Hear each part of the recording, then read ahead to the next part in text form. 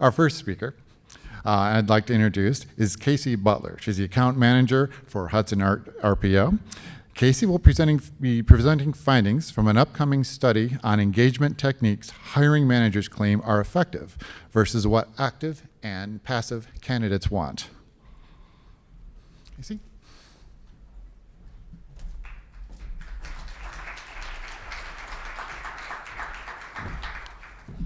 Hello, everyone.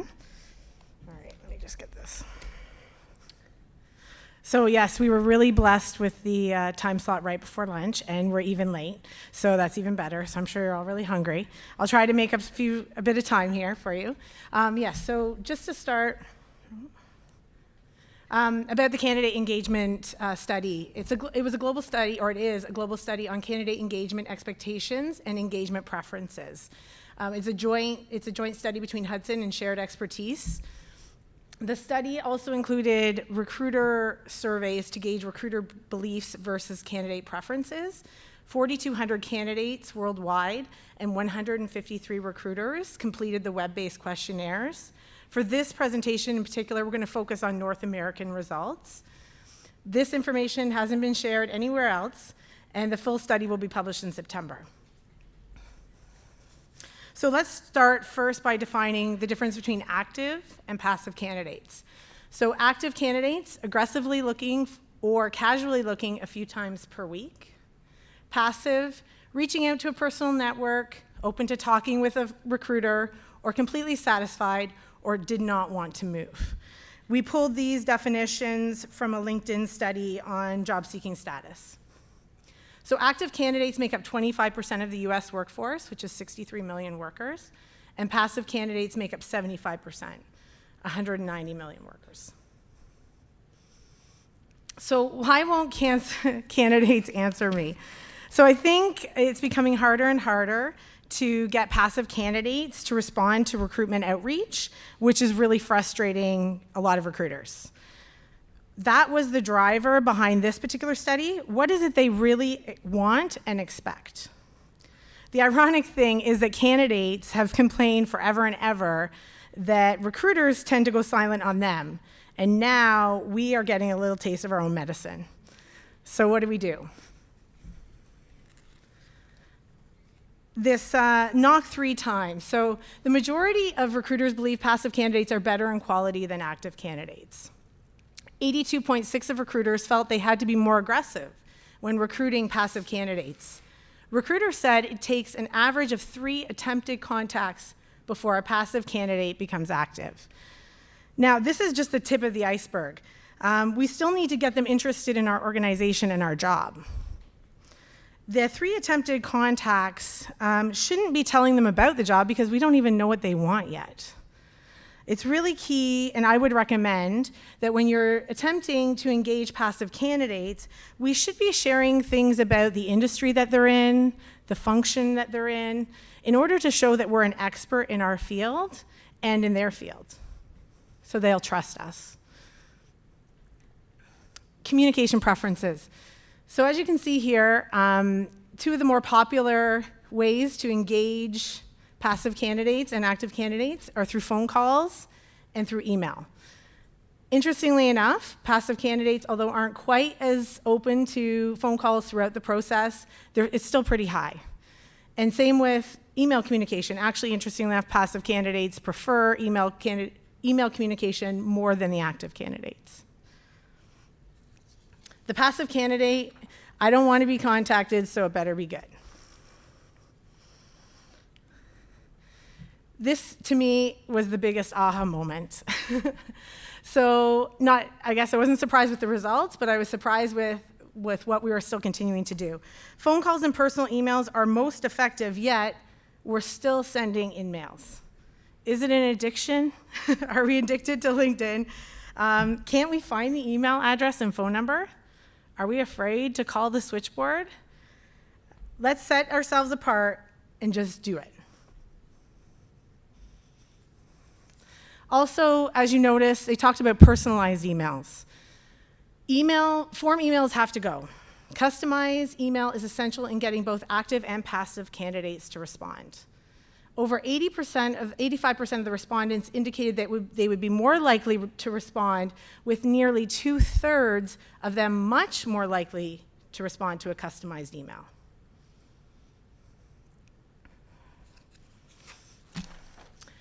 Recruiter disconnect.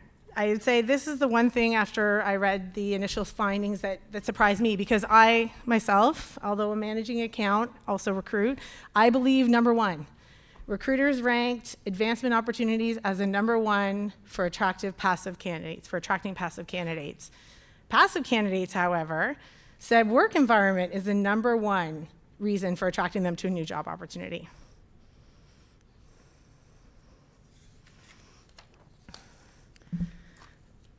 The one other thing here, this is just sort of a new way that people are engaging candidates. It's more humorous content. Virtual recruiting games appeal much more to passive candidates. So gamification, or in recruiting, we're calling it recruitainment, should inspire candidates to engage with the organization career site and or social media. There's some examples out there that I can mention. Siemens is doing Plantville. The goal is to incur interest amongst early talent for working in a manufacturing industry. So you can go on and you can, it's kind of like those games where you build your own city, but this time it's a manufacturing environment. You can run it as a production supervisor. And then also the Marriott has on their website, do it for real. You get to manage a hotel. You can go on, click on it, and manage a hotel, so you can try it out ahead of time. So just some interesting ways to engage these passive candidates. So that's just sort of an initial overview of our findings so far. The publication will be released in September. But if anyone's interested in this information, you can email me. I'll send you the presentation with our initial findings. Perfect. Thank you. Thank you, Casey. Up next, I'd like to introduce my fellow Philadelphian, Andy Rohn. Andy is Vice President of RPO with Yo. And 2 years ago at this forum, we announced we'd be doing a new study. It's the Worker Confidence Index. And Andy's going to present how employee perceptions about worker security changed by introducing some of the findings from our quarterly tracking study. Andy?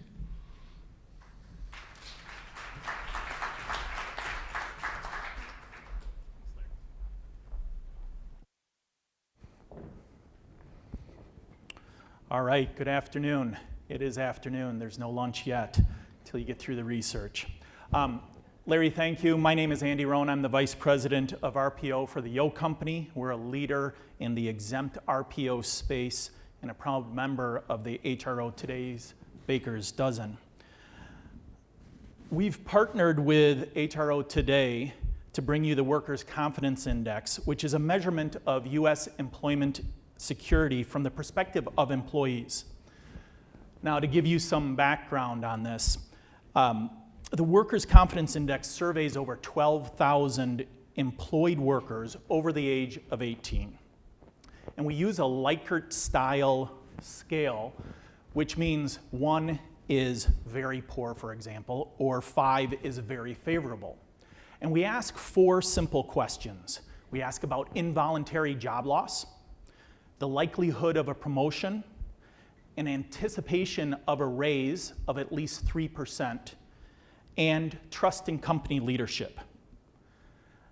Now, unlike other macro-focused indices, we believe that the Workers' Confidence Index captures attitudinal measures for those who are employed, providing leading indicator insight into the direction of the economy. So if you take, for example, if people are going to get a raise and if they're going to get a promotion, then perhaps they're going to spend more money. Also, it helps all of us in the room to focus on the steps that we need to take regarding recruiting, employment engagement, and employment value proposition. So I'm here to share with you some high-level findings from the latest survey results. And when you take a look at the question, what is the likelihood that you'll receive at least a 3% raise? We can see that less than 25% of the respondents feel that it's likely to happen. This is the lowest point in a year, with it falling 3 percentage points in the last year in the second straight quarter of decline. Now, if you compare that to millennials, millennials are actually at the 30 to 40% range.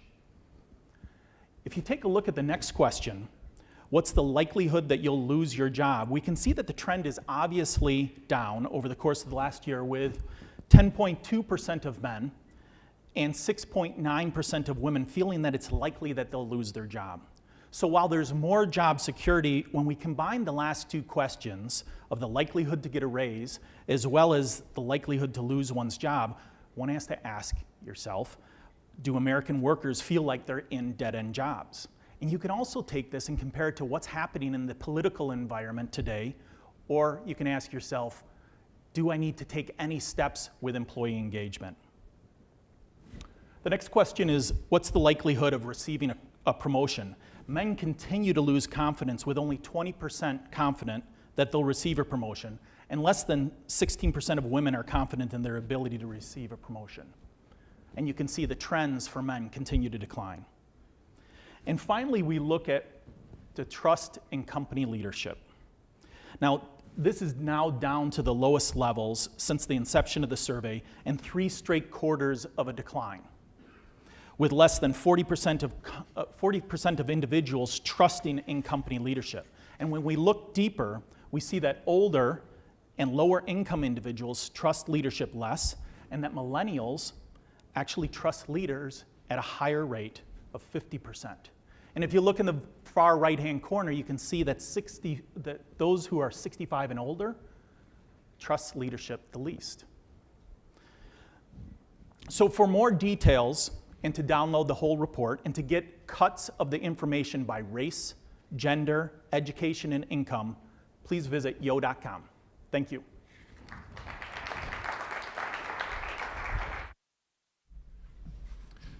Thank you, Andy, for that. Usually the only time that Andy is at dour when he's talking about something is when he's discussing Philadelphia sports teams. Anyway, be that as it may. Our last session, right before lunch, Jerry Sullivan. Jerry Sullivan is a global leader of sales solutions at PeopleScout, and he's going to be presenting the global unemployment trends. This new initiative will report quarterly unemployment statistics for key countries around the globe. Jerry?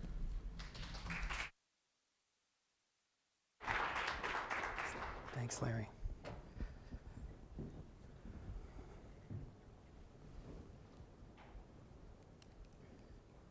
Thank you, Larry. As we were approaching 2016, we were discussing what we could do to be a benefit to HR leaders and talent acquisition leaders. And we talked to Elliot about a new study. And what we settled on was to put together a global unemployment rate study that we would update quarterly to provide you all with timely and relevant information that would help you as you look at your global workforce and the decisions that your company is making in where you're going to employ the fuel to make your companies go. So why does this matter? As we know, as providers or as buyers in the space, we're living in a more intensified, globalized world. So we thought it was relevant to provide you with unemployment rates. We have it across 49 countries.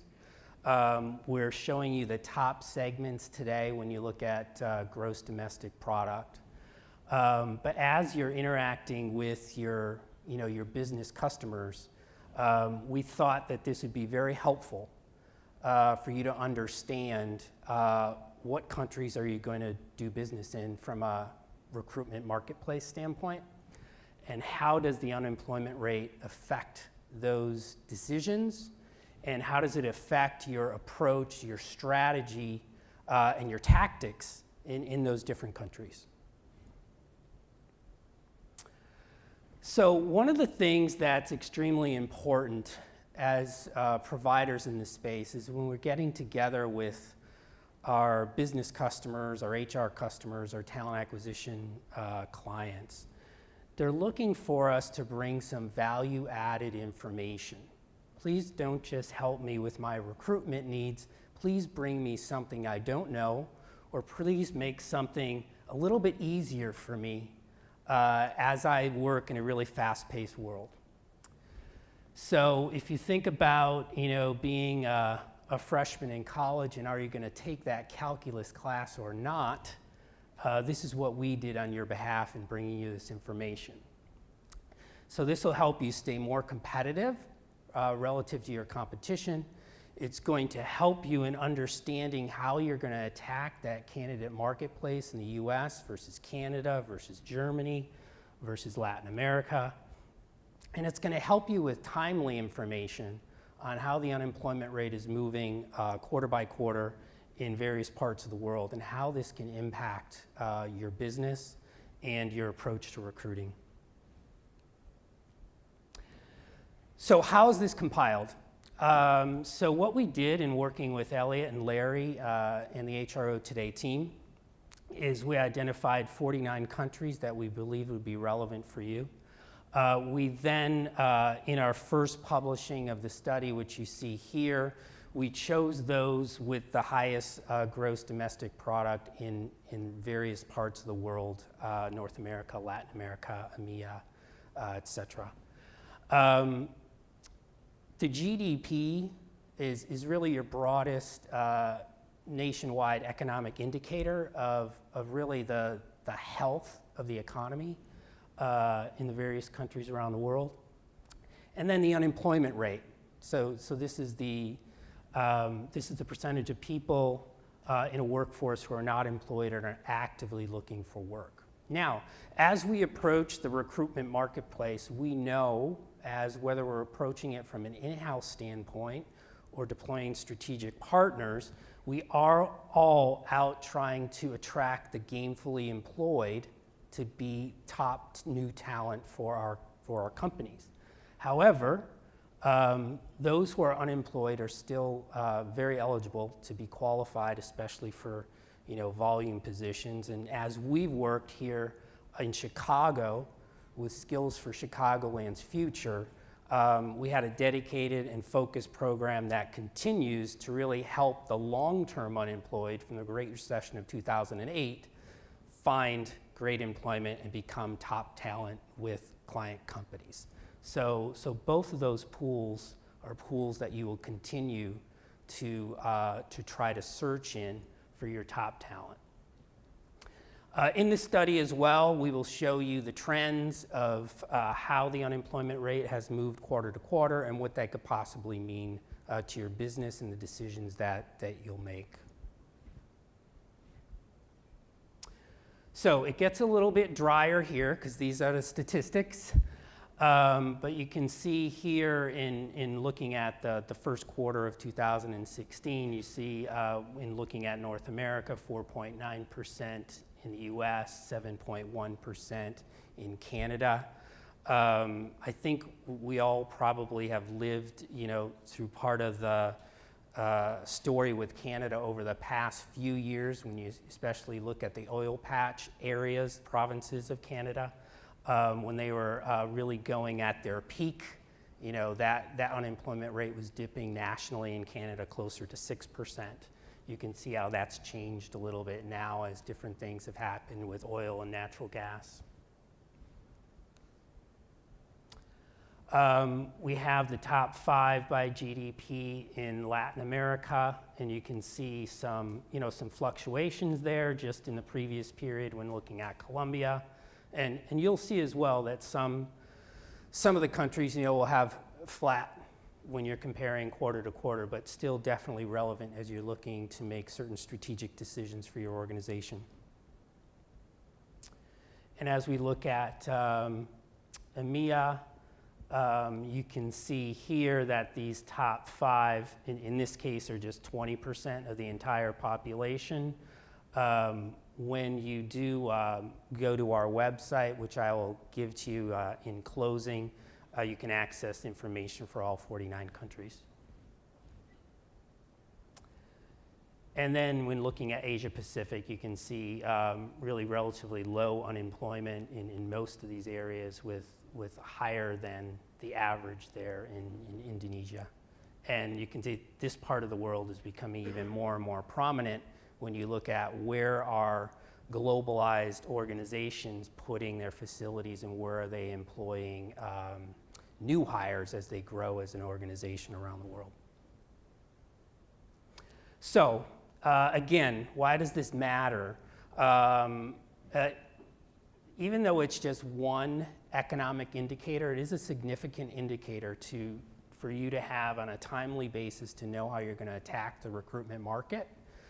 So we thought it was very helpful to gather this information and put it in one place so that you could access it readily and easily.